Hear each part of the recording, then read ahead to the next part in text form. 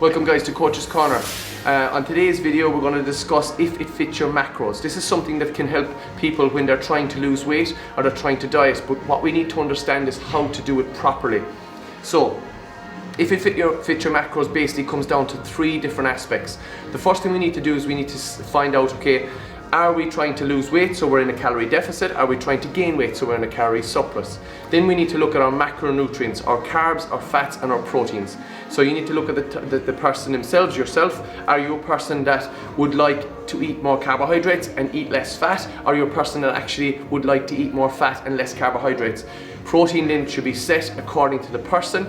And then from there, once you have your three macronutrients set, we'll say you're in a calorie deficit, then we need to look at if it fits your macros. So that's going to be 80% of the time you're going to eat your fruits, your veg, your high quality proteins, your whole grains. So whole foods 80% of the time. The big bulk of your daily diet, weekly diet, is quality nutrients, quality food. Try to stick to one ingredient foods, try to stick to foods that you're not opening packets all the time. And the next thing you need to do is you need some form of tracking from there. So maybe something like MyFitnessPal, where you can input your food, you can see how many calories you're taking in from your whole foods, and then from that you have a base, something to be accountable to, something to look at. You could have a coach for this as well, which is going to be really, really helpful, and that will help you in terms of your tracking, in terms of somebody that's looking at your diet from an outside perspective and is going to make adjustments when needed, and is going to help you with your food choices, because a lot of people struggle with what types of food do I need to eat. What are whole foods? So we're talking about one ingredient foods, that's your vegetables, your fruits, your grains. So you look at your oats, your potatoes, your sweet potatoes, your lentils, your kidney beans, your chickpeas, all this kind of stuff. Good wholesome foods, really good nutrient dense foods. Minimally processed foods that are going to be really, really good for your body.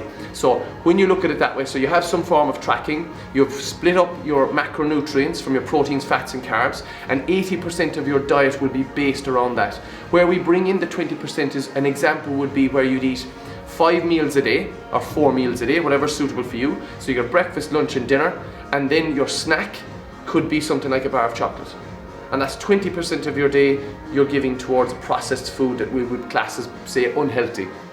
So it would be highly processed food, but that's only 20%. So you've had 3 square meals, whole foods, good quality, nutrient dense meals, and then at the end of the day, if something to look forward to, like that chocolate, little piece of chocolate that you really like, you could have at the end of the day. You could split it up differently. You could go 6 days where you're on your wholesome diet, you're on your whole foods, you have everything split, you're hitting your calorie figure, you're nearly 99% solid on that whole food menu, and then what you do at the weekends, you might go for a meal, and that could be a little bit of a free meal for you. So 20% of your whole week is just for that free meal, and you can go out and enjoy a meal with your family and friends. Maybe there's an event coming up and it's not going to be detrimental whatsoever to your long-term weight loss, long-term body composition goals, because remember guys, we're in it for the long term, not the short term. Every time you're dieting or you're trying to do something, you're trying to change your lifestyle, you're trying to change your life's outcome.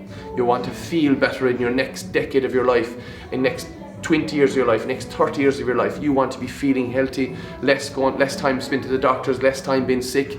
You're going to have a good bone structure. You're going to have a very, very healthy heart and lungs and liver. And you're going to have a healthy gut from eating wholesome foods. You are going to feel 10 times better. So you can split it any way you want. You could do it on a daily basis where you have 80% good, 20% bad. That maybe that bar of chocolate in the evening or something nice. And again, when you pick that 20% highly processed food, it has to stay within your calories. That's really important. You're not going 20% and you're driving yourself over your calorie figure where you're now into a surplus. If you want to lose weight, remember, we need to be in a deficit. So make sure that you have some form of tracking so you're able to input that and it's not affecting your outcome for the week and day whatsoever. And the important thing about dieting and trying to change your nutrition and trying to change your habits is it has to be sustainable. It has to be something that keeps you motivated and you're looking forward to that piece of food in the evening, and it doesn't really feel like you're dieting really, really hard. And that's really important, guys, because 90% of people will struggle with long-term, and long-term success is the most important.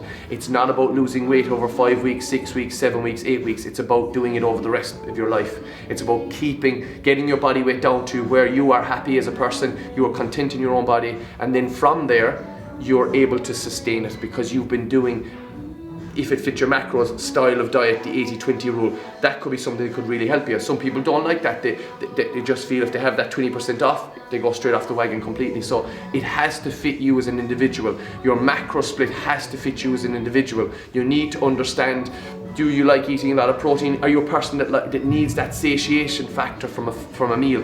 Something that you really feel full. So you're a person that would need that little bit extra protein. You might be a person that didn't bother with that. So we hit our minimum protein targets, and then we look to carbohydrates and fats and seeing where we can fit them in for you. Because we're staying within our figure of calories, but we're just splitting up our carbs and fats suitable for the individual person. Do you oxidize your carbohydrates well? Are you a slow oxidizer or fast oxidizer? You need to look at that individually, and that's where somebody can help you. A coach can help you. Give a look at your body type and then really dig deep into your dietary needs and really set a structure that's suitable for you. But if it fits your macros, is something that can work very, very well if you fully understand it, because a lot of people get it wrong because they go 80% good and then the 20% they drive their calories over because they eat a very highly processed food. That's okay in sense once it stays within the calorie figure that you've set, and something like MyFitnessPal can keep you in check there, or a coach can keep you in check and really help you out with that. Okay guys, so if you like what you hear, you find us on peakperformancecanary.com, all our social media platforms, also Reach Your Peak podcast. You'll find us there. Please subscribe and review our podcast and share it on your social media pages. That would really, really help us. And also our YouTube channel, subscribe and review, peakperformancecanary.com. Please subscribe and review as well there, guys. And if you have any questions, as I say every week, please just ask in our social media platforms. Send us a direct message on Instagram or on our Facebook page, and we will get back to you, and we will answer it through a video, or we will answer it through a message back to you if that's the way you would like us to do it. Thanks for listening, guys. I hope you have a great week, and let's smash it.